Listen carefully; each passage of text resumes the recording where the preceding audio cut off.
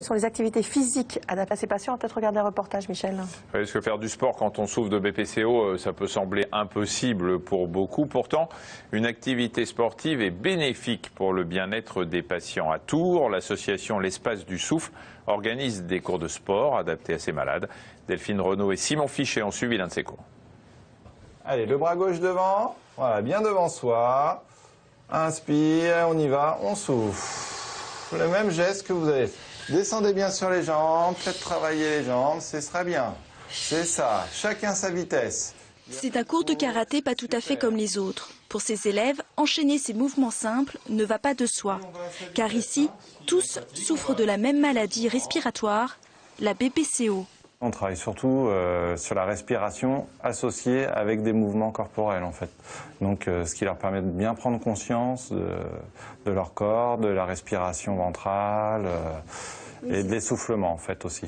Voilà, on essaye de ne pas bouger son corps et on fait attention à son souffle. Ici, chaque posture a son importance. Elle permet aux malades de renforcer leurs muscles, retrouver leur équilibre et travailler leur souffle.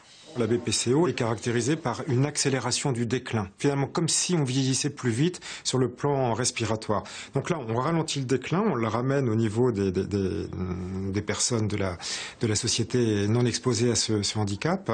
Et puis, pour un effort donné, on diminue la sensation d'essoufflement, si vous voulez. Donc, en termes de qualité de vie, c'est extrêmement positif. Vous devez enchaîner 6 coups de poing. Avec la respiration, vous allez voir les premières fois, vous allez arriver, tiens, un petit point. Vous allez arriver, vous allez marcher. Voilà, donc on n'oublie pas la respiration. L'autre objectif de ces cours de sport est de redonner de l'autonomie aux patients. Depuis 1 an, Alain pratique le karaté. Les bénéfices, il les ressent tous les jours. Ah, voilà, très bien ça. J'habite au 3e étage. Si je voulais monter chez moi par les escaliers, j'étais obligé de faire 2 paliers pour arriver au 3e étage. C'est-à-dire que j'arrivais un palier par étage. J'arrivais chez moi au 3e, je rentrais, je m'affalais dans le fauteuil et puis il me fallait du temps pour récupérer. Là maintenant, aujourd'hui, je monte mes 3 escaliers. Je fatigue, mais comme une personne normale. Mais par contre, je sais que si j'arrête les quelques séances de karaté que je fais, la maladie va revenir très vite. Un bénéfice physique évident.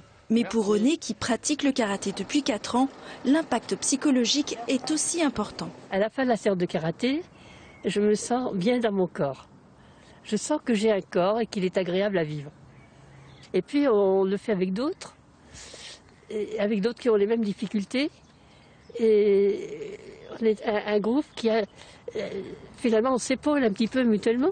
Dans quelques jours, René reviendra faire du karaté. Pour garder son souffle, elle doit pratiquer le sport 3 fois par semaine.